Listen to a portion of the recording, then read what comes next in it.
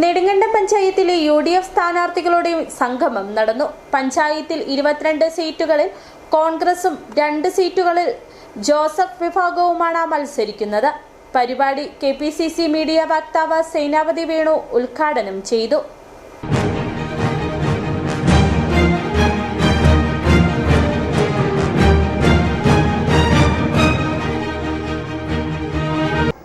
ഇത്തവണ മികച്ച പ്രകടനം കാഴ്ചവെച്ച പഞ്ചായത്തിന്റെ ഭരണം പിടിക്കാനാകുമെന്നാണ് UDFന്റെ ആത്മവിശ്വാസം.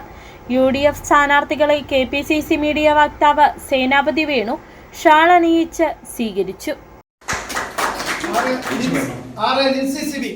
യാതൊരുവിധ അസ്വാരസ്യങ്ങളുമില്ലാതെയാണ് സ്ഥാനാർത്ഥി നിർണയം നടന്നതെന്നും ഇത്തവണ വിജയം സുനിശ്ചിതമാണെന്നും സേനാപതി വേണു പറഞ്ഞു.